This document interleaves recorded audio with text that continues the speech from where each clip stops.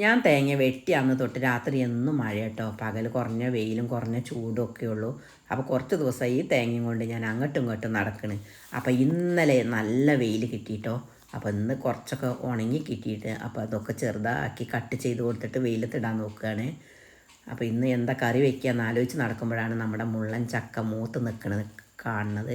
അപ്പോൾ ഇത് കുറച്ച് വർഷങ്ങളായിട്ടും നമ്മുടെ വീട്ടിൻ്റെ അടുത്ത് മരമായിട്ട് വളർന്ന് നിൽക്കുക കേട്ടോ. അപ്പോൾ കഴിഞ്ഞ വർഷമാണ് 2 കായ ഉണ്ടായി, ചാടിപ്പോയി. അപ്പോൾ ഇപ്രാവശ്യം ചാടിപ്പോകണ്ടെന്ന് വിചാരിച്ചിട്ട് ഞാൻ 2 കായ പറിച്ചെടുത്തു കേട്ടോ. മുകളിൽ കുറേ ഉണ്ടായിട്ടുണ്ട്. അപ്പോൾ ഞാൻ അതൊക്കെ ഒന്ന് ചെത്തി കൊടുത്തിട്ട് ചെറുതായി കട്ട് ചെയ്തു. അപ്പോൾ അതിൻ്റെ കുരുവൊക്കെ നല്ലോണം മൂത്തിട്ടുണ്ട്. പിന്നെ കുറച്ച് മുളക് പൊടി, മഞ്ഞൾപ്പൊടി, ഉപ്പ്, കുറച്ച് വെള്ളവും ചേർത്തിട്ട് ഒന്ന് മസാല തേച്ച് വെച്ചു. പിന്നെ കുറച്ച് എണ്ണയിലൊന്ന് ഫ്രൈ ചെയ്തെടുത്തു. കുറച്ച് എണ്ണയിൽ സവാള വഴറ്റിയെടുത്തു. അതിലേക്ക് കുറച്ച് ഇഞ്ചി വെളുത്തുള്ളി പേസ്റ്റ് ഇട്ട് കൊടുത്തിട്ട് പിന്നെ ഒരു തക്കാളിയും കൂടി മുറിച്ചിട്ട് കൊടുത്തു കേട്ടോ. അപ്പോൾ ഞാൻ പച്ച തക്കാളിയാണ് ഇട്ട് കൊടുത്തത്, അതാണ് അതിൻ്റെ കളർ ഇങ്ങനെ. പിന്നെ അതൊന്ന് വഴന്ന് വന്നപ്പോൾ ഈ ഫ്രൈ ചെയ്ത് വെച്ച കഷ്ണങ്ങൾ ഞാൻ അതിലേക്ക് ഇട്ട് കൊടുത്തു. പിന്നെ അതിലേക്ക് കുറച്ച് മുളക് പൊടിയും കുറച്ച് മല്ലിപ്പൊടിയും കുറച്ച് ഗരം മസാലയും ലേശം വെള്ളം കൂടി ഒഴിച്ചിട്ട് ഒന്ന് വേവിച്ചെടുത്തു കേട്ടോ. അപ്പോൾ നമ്മുടെ മസാലക്കറി റെഡി ആയിട്ടുണ്ട്. അപ്പോൾ എല്ലാവരും ഒന്ന് ട്രൈ ചെയ്ത് നോക്കിയാൽ നല്ല ടേസ്റ്റാട്ടോ അത് കഴിക്കാൻ. പിന്നെ ഞാൻ വെള്ളരിക്കും പിന്നെ ചക്കക്കുരും വെച്ചിട്ടാണ് കറി വെക്കുന്നത്. അപ്പോൾ ചക്കക്കുരു ഇന്നലെ നന്നാക്കി വെച്ചിട്ടുണ്ടായിരുന്നു, അതുകൊണ്ട് ഇന്ന് വേവിച്ചെടുക്കാൻ സുഖമായി. പിന്നെ ഞാൻ കണിക്ക് വെച്ച വെള്ളരിയായിരുന്നു, അത് ഞാൻ ചെറുതാക്കി അരിഞ്ഞ് അങ്ങനെ കഷ്ണങ്ങളൊക്കെ ഇട്ട് കൊടുത്ത് കറിയാക്കി വെച്ചിട്ടോ. അപ്പം ഞാൻ ഇതിൽ ഊർക്കാപ്പുളിയാണ് ഇട്ട് കൊടുത്തിട്ടുള്ളത്.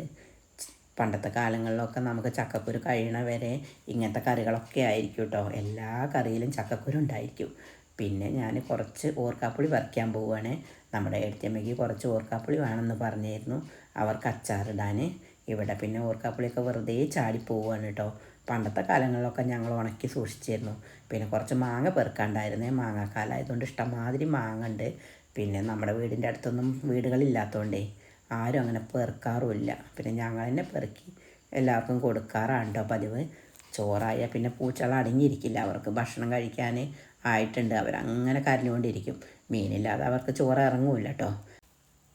വർഷങ്ങൾക്ക് മുന്നേ ഒരു പൂച്ച ഇവിടെ വന്നുകൂടിയിരുന്നേ, അതിൻ്റെ മക്കളൊക്കെയാണ് ഇവർ. അപ്പോൾ ഇവർ ചോറ് ഉണ്ണുന്നുണ്ട് എന്ന് കണ്ടപ്പോൾ പിങ്കി അവിടെ ഭയങ്കര ബഹളം കേട്ടോ, അവൾക്ക് ചോറ് കൊടുക്കാൻ വേണ്ടിയിട്ട്. അങ്ങനെ അവൾക്കും ഞാൻ ചോറ് കൊടുത്തു. അവൾ കുറച്ച് കുസൃതിയൊക്കെ കാണിച്ചു. പിന്നെ ഒരാൾക്കും കൂടിയും ചോറ് കൊടുക്കാനുണ്ട്. അതാരാന്നറിയോ, ഞാനൊരു വീഡിയോ ഇട്ടായിരുന്നു. അന്ന് റോഡ് സൈഡിൽ ആക്സിഡൻറ്റ് പറ്റിയിട്ട് കിടന്നൊരു കുട്ടിയായിരുന്നു കേട്ടോ. അപ്പോൾ മോനാണ് അതിനെ ഇങ്ങോട്ട് കൊടുന്നത്. അപ്പോൾ അതിന് ഇന്ന് ലാസ്റ്റ് ചോറാട്ടോ എൻ്റെ കയ്യിനെ കൊണ്ട് കൊടുക്കണേ. കാരണം എന്താ വെച്ചാൽ അതിനിന്ന് പാലക്കാട്ടേക്ക് കൊണ്ടുപോവുകയാണ്, അവിടെ ഷെൽട്ടറിലാക്കാൻ വേണ്ടി കൊണ്ടുപോവുകയാണ്. ഞങ്ങൾ കുറേ ഡോക്ടർമാരെ കാണിച്ചു കേട്ടോ ഇവിടെ. അപ്പോൾ അതിന് നല്ലൊരു ചികിത്സയൊന്നും അവർ പറയണില്ല. അതിൻ്റെ ഊരഭാഗത്തിന് പൊട്ടലുണ്ട്, കയ്യിനും പൊട്ടലുണ്ട് എന്നാണ് പറയണത്. അപ്പോൾ ഇതിൻ്റെ നല്ല ചികിത്സയ്ക്കും അത് നീച്ച് നടക്കട്ടെ എന്ന് പ്രാർത്ഥിച്ചും കൊണ്ടും ഒക്കെയാണ് കേട്ടോ ഞങ്ങളതിനെ പറഞ്ഞയക്കണത്. നല്ല സങ്കടമുണ്ട്, കാരണം 1 മാസത്തോളം ഇവിടെ നമ്മുടെ കുട്ടികളെ പോലെ വളർത്തിയതല്ലേ. എന്തായാലും ഇപ്പോൾ നല്ലൊരു ഇണക്കമൊക്കെ ആയിട്ടുണ്ട്. അപ്പോൾ ഇന്നത്തെ വീഡിയോ ഇത്രയൊക്കെ ഉള്ളൂ കേട്ടോ.